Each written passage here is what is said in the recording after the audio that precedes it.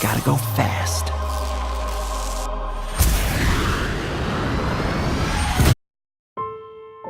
I don't think confidence is something that you are born with. It's a skill set, and I had no confidence. So confidence is something I taught myself over the years. I started becoming okay with who I am. I became the best version of me. And then I sort of said, I'm okay, I'm all right. Even if someone else thinks this, I'm okay. And everyone can do that. People just don't realize it. So it made me understand that confidence truly is the key to getting ahead in life. If you believe in yourself, the world will believe in you. Because perception is reality. As soon as I started doing everything that I loved, there was a surge of power, a surge of confidence. I wasn't insecure anymore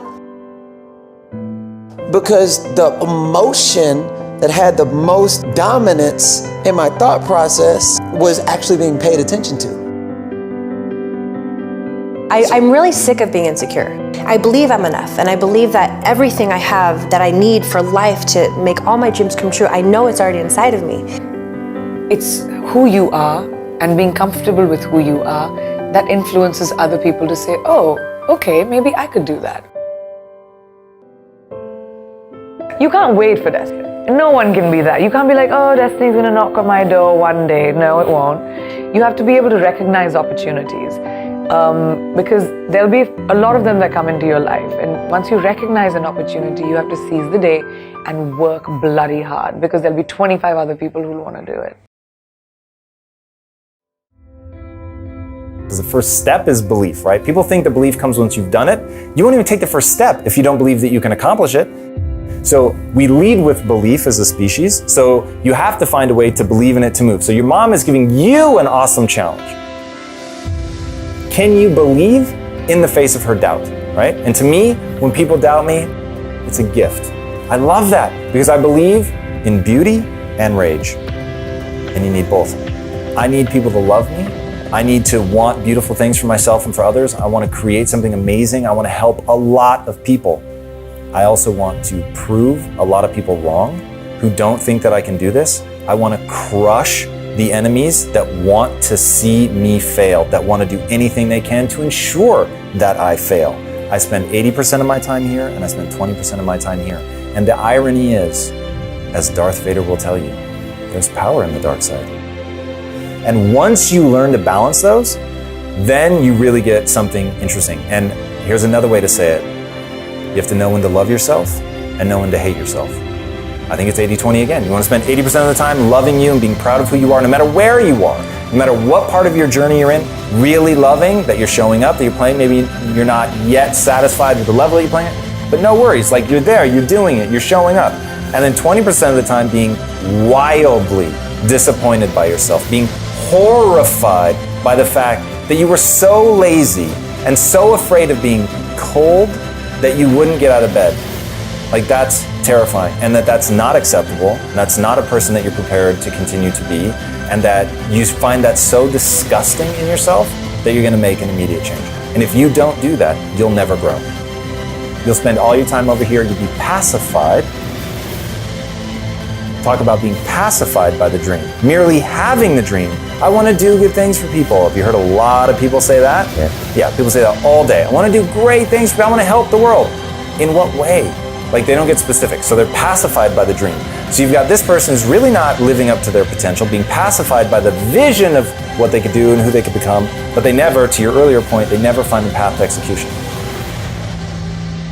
So I find without kicking myself in the ass, without being deeply dissatisfied with myself, 20% of the time, because if it's more than 20% of the time, you begin to erode yourself. And it gets very corrosive. You'll chip away at your own self-esteem, and that's a total waste. But you do have to be willing to kick your ass.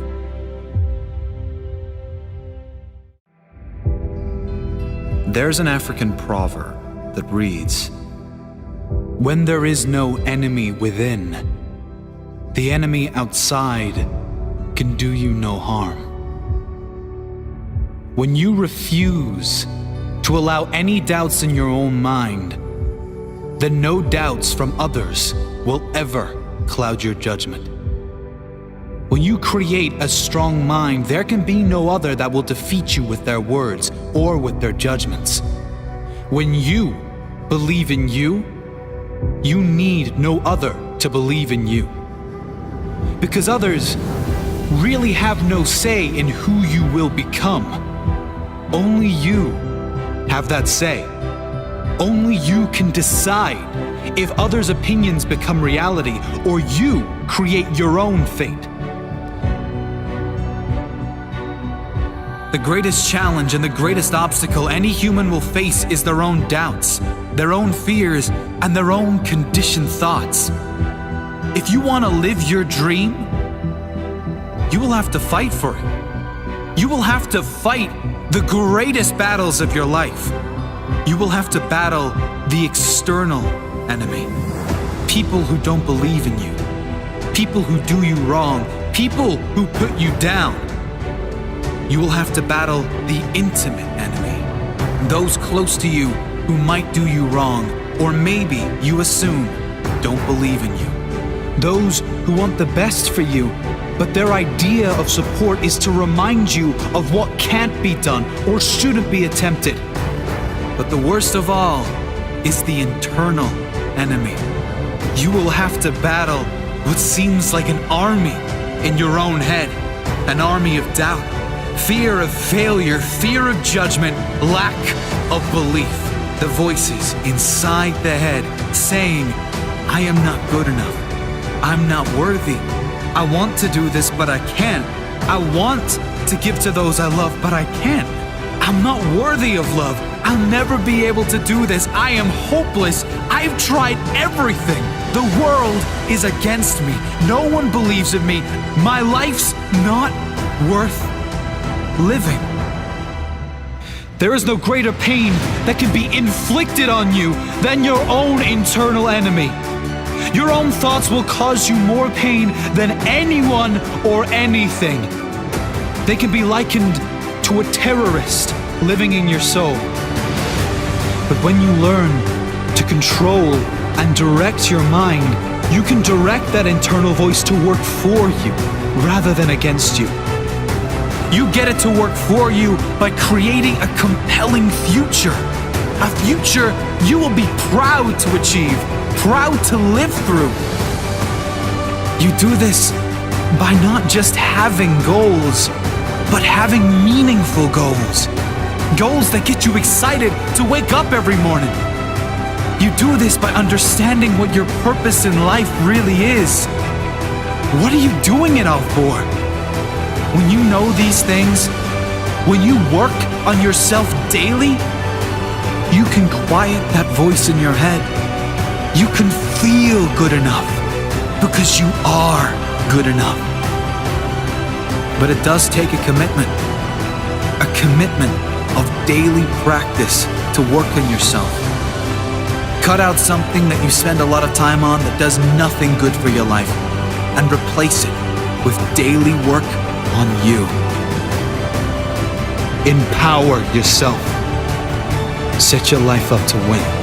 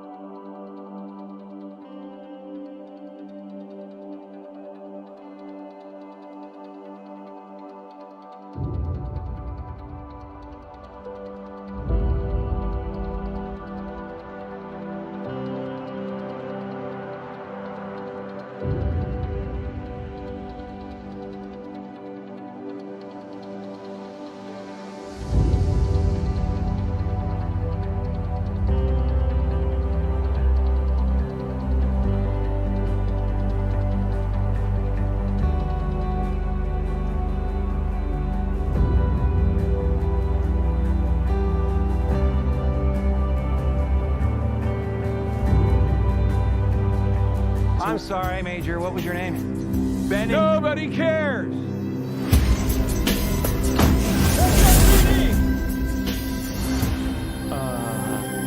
Meow.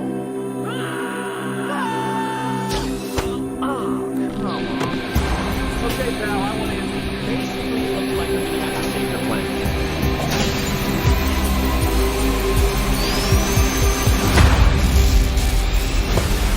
Oh, is that all you got? No, but thank you for asking. Whatever this creature is, our job is to secure it, neutralize it, see what makes it tick.